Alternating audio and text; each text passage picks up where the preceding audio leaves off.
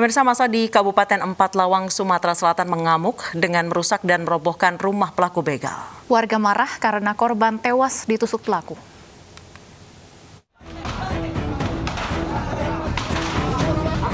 Masa mengamuk dan merusak rumah terduga pelaku begal di Desa Talang Tinggi, Kecamatan Muara Pinang, Kabupaten Empat Lawang, Sumatera Selatan. Tak puas dengan merusak rumah Yogi, masa kemudian mendatangi dan merobohkan rumah terduga pelaku begal lain.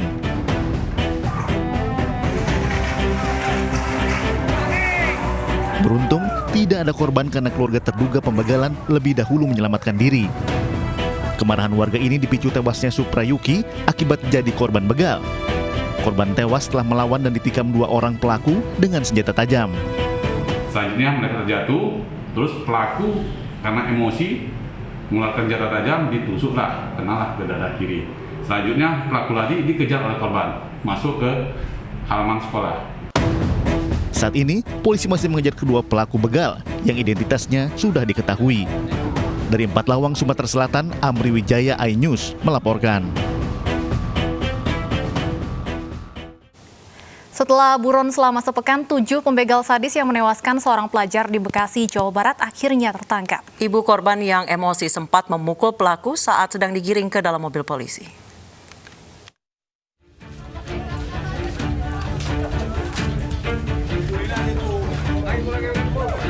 Ibu korban begal emosi saat melihat 7 pembegalan yang menewaskan anaknya. Polisi berhasil menangkap 7 anggota geng motor sadis ini setelah buron selama sepekan. Mereka ditangkap di 3 tempat berbeda, yaitu di Kota Bekasi, Kabupaten Bekasi, dan Jakarta Selatan. Ibu korban meminta polisi menghukum mati pelaku karena telah menghilangkan nyawa anaknya. Oh, saya belum puas saya. Kalau belum mati belum puas. Sampai pokoknya dihukum seberat-beratnya. Nyawa, balas dengan nyawa. Anak saya digituin, saya nggak terima. 7 pembegal sadis ini merupakan kawanan geng motor bernama Akatsuki 2018. Mereka mengincar pengendara sepeda seorang diri. Ketika beraksi, pelaku menggunakan 4 sepeda motor dengan membawa senjata. Ketika itu pelaku memepet korban, namun korban berupaya melawan. Para tersangka membacok korban hingga tewas. Setelah tidak berdaya, motor korban langsung dibawa pelaku. Di mana mereka berkelompok, kemudian juga dengan menggunakan sepeda motor. Namun pada saat mereka konvoy bersama-sama melihat korban berada sendirian, kemudian dengan sepeda motor, dan di antara mereka membisik bahwa itu salah satu lawannya, sehingga melakukan penganiayaan dan pengeroyokan. Polisi sedang mendalami apakah ke-7 pelaku maupun anggota geng motor lainnya merupakan sindikat pembegal di wilayah Bekasi. Ke-7 pelaku kini terancam hukuman 20 tahun penjara. Dari Bekasi, Jawa Barat, Rahmat Hidayat, iNews melaporkan. Selengkapnya mengenai aksi begal kelompok Akatsuki 2018, kami sudah bergabung dengan Kasat Reskrim Polres Metro Bekasi Kota AKBP Heri Purnomo. Selamat sore Pak Kasat. Selamat sore Mbak. Baik Pak Heri, selain 7 orang yang sudah ditangkap, apakah ada anggota kelompok lainnya yang masih diburu? Sementara kami masih mencari ya untuk 1 orang lainnya. Ini berkaitan juga dengan barang bukti hasil dari kejahatan yang mereka dapatkan kemarin. Sementara masih dalam pengejaran dan belum berhasil kita dapatkan. Baik Pak Heri, kelompok geng motor Akatsuki ini memang kegiatannya adalah membegal atau bagaimana Pak? Sebenarnya untuk geng ini dibentuk karena ada hubungan pertemanan. Para pemuda ini sering berkumpul bersama, khususnya pada malam minggu atau malam-malam libur. Namun lebih intens lagi pada saat masa-masa pandemi ini karena ada sebagian dari mereka yang pelajar, kemudian ada sebagian yang lainnya yang tidak sudah bekerja ya. Namun karena situasi pandemi, kemudian kegiatan belajar mengajar maupun bekerjanya libur, maka dari itu mereka lebih intens untuk bertemunya. Dan memang pada malam kejadian itu sebelumnya sudah ada rencana ya dari geng motor tersebut untuk melakukan pembegalan. Gitu. Baik, ini sudah berapa kali mereka membegal Pak?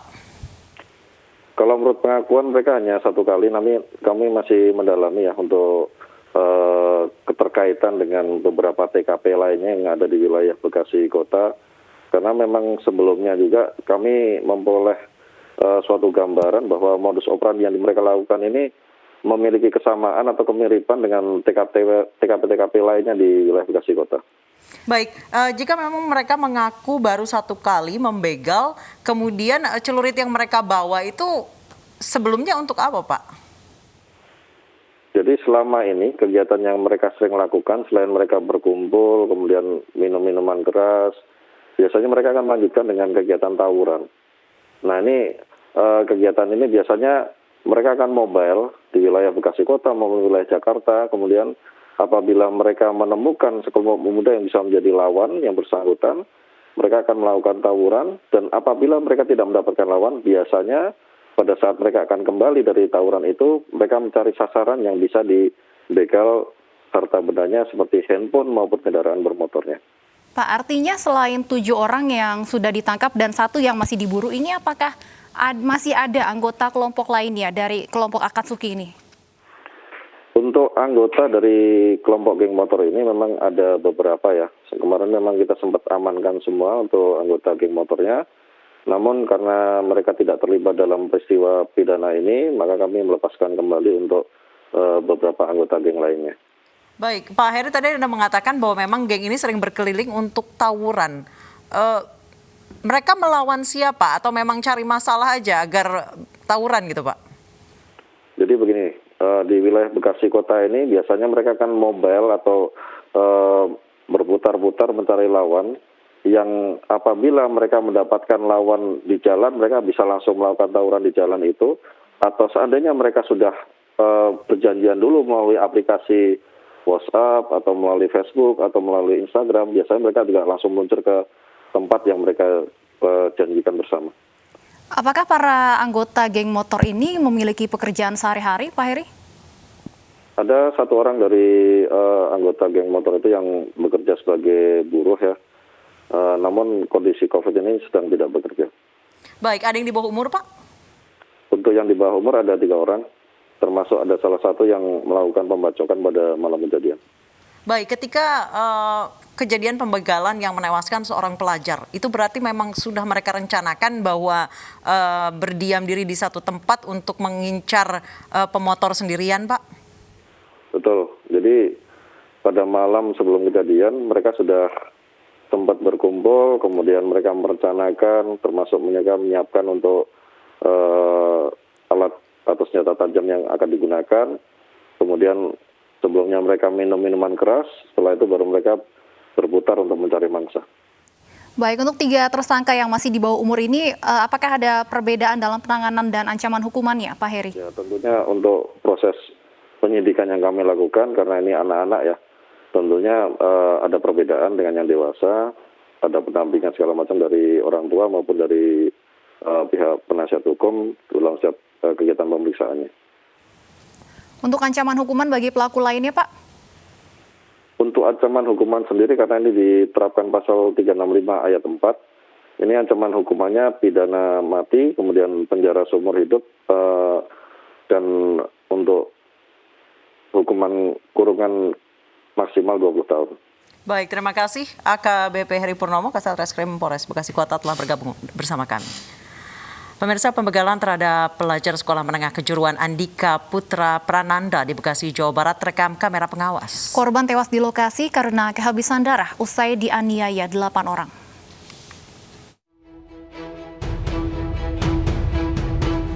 Inilah detik-detik saat Andika Putra Prananda, pelajar sekolah menengah kejuruan di Bekasi Utara, diserang kawanan begal. Kejadian ini berlangsung di Jalan Raya Perjuangan Bekasi, Jawa Barat, Senin dini hari 21 Desember lalu. Kawanan begal menghadang korban yang melintas dari arah Babelan menuju arah stasiun. Meski sempat melawan, namun korban kalah jumlah lantaran kawanan begal beranggotakan 8 orang. Korban tewas di tempat usai kehabisan darah. Bermodalkan rekaman CCTV dan keterangan saksi, polisi membentuk tim khusus untuk memburu komplotan begal sadis ini. Sementara itu, jenazah korban dimakamkan di dekat rumahnya di kawasan Bekasi, Jawa Barat. Isak tangis keluarga dan kerabat mengiringi kepergian korban. Keluarga berharap polisi segera menuntaskan kasus ini dan pelaku dijatuhi hukuman setimpal. Dari Bekasi, Jawa Barat, Tim Liputan iNews melaporkan. Pemirsa, berawal dari perselisihan perebutan sebidang tanah, perkelahian antar kelompok warga di Dusun Bonto Pucu, Sulawesi Selatan menewaskan seorang warga. Sementara 2 korban mengalami luka kritis dan hingga kini masih dirawat di rumah sakit.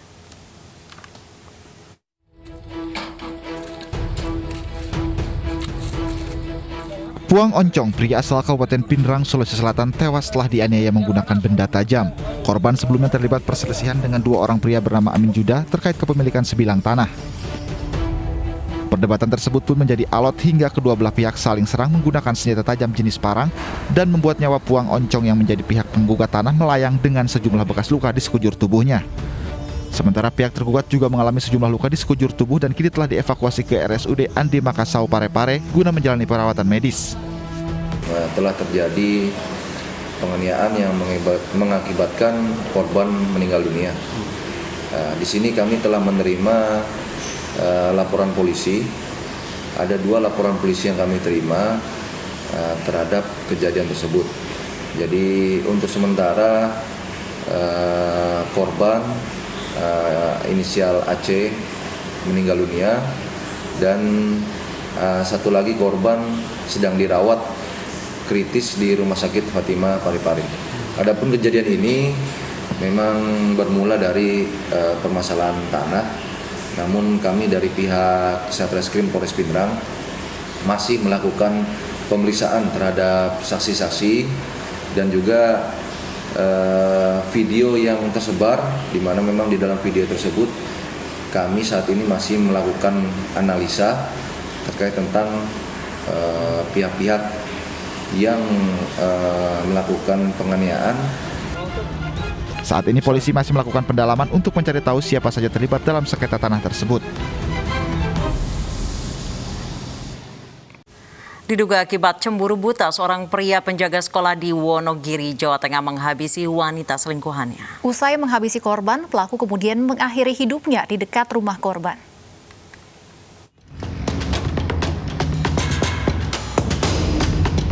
Seorang pria ditemukan tewas tergantung di dahan pohon cengkeh di kebun kosong berjarak 1 km dari rumahnya di Dusun Jaten, Desa Ngeroto, Kecamatan Kismantoro, Wonogiri, Jawa Tengah. Diduga pria bernama Yamin ini melakukan bunuh diri setelah sebelumnya membunuh Siti Zulaika, wanita selingkuhannya yang tinggal di Dusun Ngeroto, Desa Ngeroto. Hingga Senin siang sejumlah takziah masih terlihat di rumah keluarga Yamin. Sementara itu di rumah Siti Zulaika sudah terlihat sepi usai pemakaman jenazah. Untuk mendalami motif pembunuhan tersebut, polisi juga telah menyita sejumlah barang bukti, antara lain handphone, pisau, dan sabit besar yang diduga dipakai pelaku untuk menghabisi korban. Setelah ditemukan pelaku pembunuhan dan penganiayaan, itu adalah ada hubungan asmara, yaitu antara korban yang meninggal dunia, korban pembunuhan atas nama Siti Zuleha dengan pelaku atas nama Yahmin atau Pak Parlan. Kasus penganiayaan dan pembunuhan sadis tersebut terjadi hari Minggu malam di depan rumah korban. Beberapa jam sebelumnya antara pelaku dan korban yang diduga menjalin hubungan asmara terjadi adu mulut melalui handphone. Percecokan tersebut ternyata berbuntut panjang hingga akhirnya menelan korban jiwa. Dari Wonogiri, Jawa Tengah, Dwi Suwanto, iNews melaporkan. Pemirsa, berhati-hatilah ketika Anda meninggalkan anak sendirian di dalam mobil karena hal yang tidak diinginkan bisa saja terjadi. Seperti yang menimpa bocah berusia 4 tahun di Bali. Ia keluar mobil dan langsung dikejar dan digonggong anjing. Beruntung sang bocah diselamatkan warga.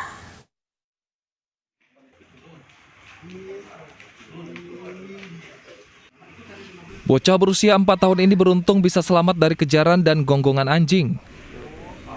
Bocah bernama Sofi Salsabila diselamatkan warga setelah melihat sang anak berlari sendiri dengan ketakutan dan dikejar anjing.